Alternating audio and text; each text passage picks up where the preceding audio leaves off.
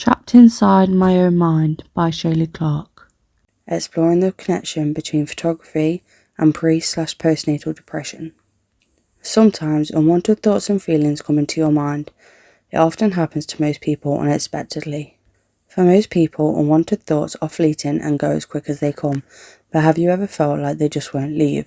Almost like you just can't escape your own mind. When having a baby, these thoughts and feelings can be a part of disorders called prenatal or postnatal depression. Prenatal depression is something that often occurs during pregnancy. Prenatal depression can cause extreme sadness, anxiety and fatigue, which sometimes makes doing your everyday activities extremely hard. Postnatal depression also has very similar symptoms to prenatal depression, but making it slightly different is that many parents experience the symptoms after having the baby. Postnatal depression is a very common problem that affects over 1 in every 10 women within the first year of giving birth. I will consider my journey with both prenatal and postnatal depression, whilst researching other people's stories of how they have dealt with these types of disorders. Photography can be incredibly therapeutic for women suffering with these types of depression. It can improve your well-being by providing self-care, community interaction, and the potential for reminiscence, which is why through my photography I want to show the positives and negatives to being pregnant and those vast changes that come along with it. My aim is to break the stigma and open the minds of those people that think pregnancy and motherhood is and should be a perfect picture, when in reality many women actually find it challenging to adapt to the changes and continue with their day-to-day activities because of how low they sometimes feel. What is prenatal depression? Prenatal depression is a disorder that can occur at any time during pregnancy. It is more common than people think, and some women don't know what signs to look out for and will often blame themselves for the way they are feeling. Anyone can be affected by prenatal depression, but you're more likely to have this condition if you already have a family history of other mental health issues, such as anxiety disorders, panic disorders, or more debilitating disorders such as OCD, which stands for obsessive compulsive disorder, mood changes, or postnatal depression. Susan Hogan wrote a book of how art therapies can help women during many different challenges that are faced when wanting to become a new mother. In her book, she wrote, most of the pregnancies can be seen as normal, but around 12 to 20% of these pregnant women are suffering from mental illness of some kind, which is similar to other parts of the world. Hogan explains how just by looking at a pregnant woman you can never really tell what is going through their mind on a day-to-day basis, and that more women than people think are suffering with some kind of mental illness. Researchers have found that depression is one of the most common issues pregnant people face. During pregnancy, your hormone levels shift, causing your mood to be affected, which can be caused by an imbalance of chemical levels in the brain. During a lot of pregnancies, people feel sad or anxious about their body changing, but also may feel some pregnancy discomforts, which means if you have a higher risk of suffering with depression, these changes can become very overwhelming. What is postnatal depression? Postnatal depression is a disorder that occurs after having a baby. It is more likely to affect you if you have a history of mental health problems, particularly depression, which was displayed earlier in life. Having no close friends or family to support you can be difficult after giving birth. Stressful life events such as bereavement, physical or psychological trauma, such as domestic violence, can often make you more susceptible to developing postnatal depression. Even if you do not suffer from any of these problems, having a baby is a life-changing event that doesn't always work out the way new mothers imagine it to be, and when your hormones are all over, it sometimes can randomly trigger depression for no valid reason. In an article written by Deirdre Ryan, she talks about what postnatal and prenatal depression are, what symptoms to look for and how they can be treated, and the long-term consequences it can have. In the article, she wrote, if depression persists into the postpartum period, it can have long-term consequences for both mother and baby.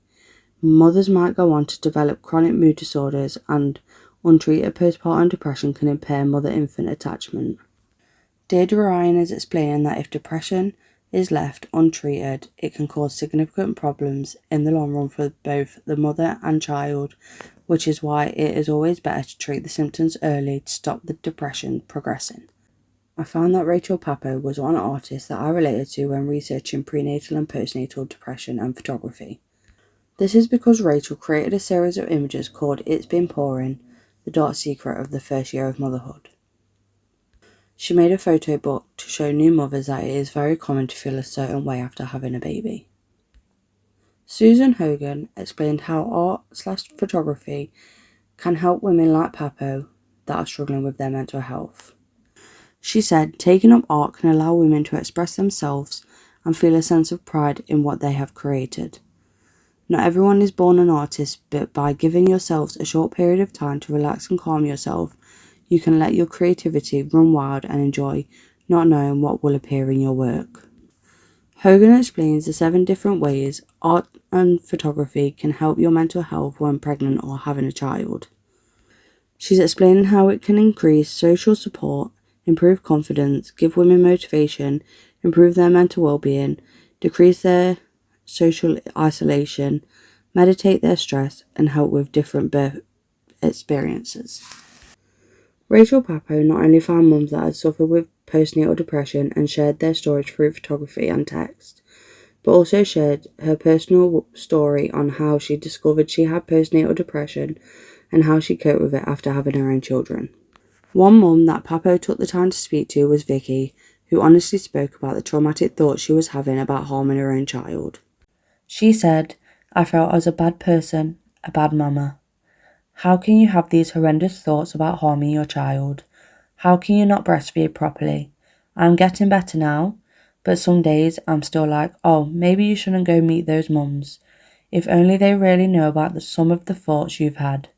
The minute I'm with them, though, I never have those thoughts. It's really therapy being with other mums." The thoughts and feelings that sometimes pop into your head can be terrifying and very isolating because they make you feel like you're the only person to go through this kind of depression, when it's more common than you think. These unwanted thoughts are worse when you're alone with your own mind. This is why it is very important to find a good support network after having a baby. Each photo that Papo created was unique to the story of the person that she was interviewing. She not only took portraits of the women, but also included their journals and letters they had wrote to show the extent of their depression. Her photos represent a mix of emotions and makes you get an insight of what they really went through and how they felt. Within my work, I will create self-portraits to portray my story. So another artist I have researched is Cindy Sherman. This is because Sherman is a self-portrait photographer that uses unique identity to portray the diversity of human types and stereotypes. Sherman dresses up in different character roles such as the jaded seductress, the unhappy housewife, the jilted lover, and the vulnerable knave, to help women have a voice when having to take part in these job roles. In an interview, Sherman once said, "I'm disgusted with how people get themselves to look beautiful. I'm much more fascinated with the other side." This quote stood out to me because of how having a child makes you feel about your body. A lot of women are disgusted when looking in the mirror, and some pay a lot of money, whether that be on plastic surgery or just multiple brands of oils, creams and moisturisers to make themselves look perfect, when in reality they are perfect just the way they are. Whilst delving into more research, I came across an artist called Imogen Freeland, who photographs different women's experiences on their journey through motherhood. Freeland searched for women who have had all different kinds of pregnancy experiences, whether that be planned, unplanned, IVF, or through sperm donation. She has also photographed women who have endured pregnancy loss, terminations, prenatal and postnatal depression. In an interview, she said, "There is often an unrealistic example of the female body in popular media that makes women feel inadequate when they pursue and can't achieve that impossible standard. Because of this, the postpartum body is often shrouded in shame instead of celebrated, and this brutally discounts the heroism of motherhood." Within this quotation, Freeland makes the point of saying that bodies shouldn't be shamed, they should be celebrated, which is completely true. When going through pregnancy, your body changes, which can make women look at themselves in a very different light. A lot of women get body shamed and often look at other women and envy their bodies, when they should be proud that their body has just created another life and it shouldn't matter what they see when they look in the mirror. How am I portraying postnatal and prenatal depression within my work? Being a mum of two with another baby on the way has come with many challenges that I have had to overcome and still overcoming today. I suffer with postnatal depression with both of my children and currently suffering with prenatal depression in my third pregnancy. The most challenging symptom I've had to overcome was the unwanted thoughts about harming myself. I felt and still sometimes feel completely isolated and like I want to give up when I can't. I must be here and present because I am needed. Some days I wake up and what people see on the outside is not how I am feeling on the inside. I will often look in the mirror and won't like what I see. I get stressed very easily and become very anxious numerous times throughout the day, sometimes for no reason at all.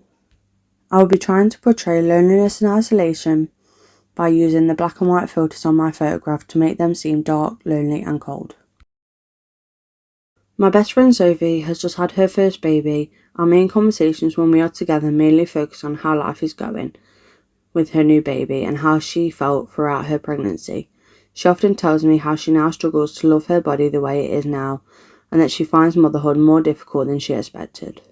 I wanted to include Sophie in my project because she portrays many symptoms of postnatal depression.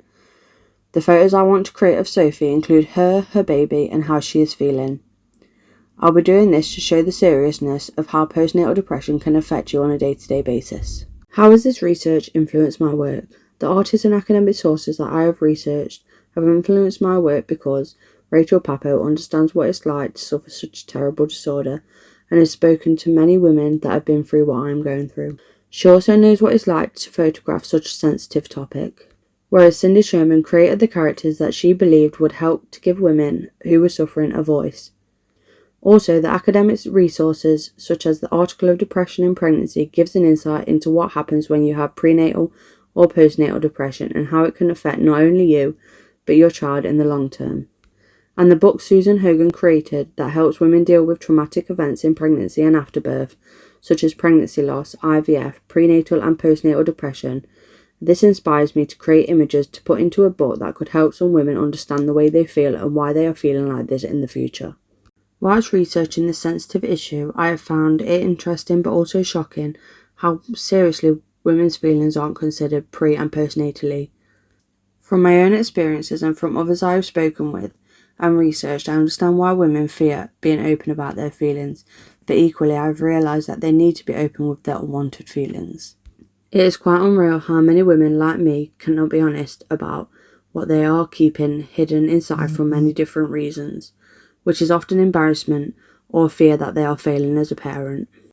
I do believe with the right support and talking more openly without being judged, there will be more understanding and more guidance, allowing them to get the right help. This would, in turn, make them trust and feel like there is a light at what feels like a very dark tunnel. The images I have created reflect on how I truly feel most days. I wanted to show all the emotions I go through, whether that be when I feel invisible, happy, stressed, or upset. I want people to look at my images and connect with them. During my time researching other people's stories and how professionals have interacted with these types of depression, I've realised that I now have a better understanding of how to cope with my own feelings and help other people dealing with this disorder. I hope when people see my work, they take the time to understand that not every mother has the perfect life, and what they see on the outside is sometimes just a facade. Within the exhibition, I will be exhibiting my photos as large A3 style photographs on the wall. I will have an artist statement next to my work to be able to explain to people who view it what my project is about. The next steps for this project hopefully include making a photo book that will help women to understand they're not alone within this dark time they are going through. I want to hopefully speak to more women and be able to share their stories through photography too.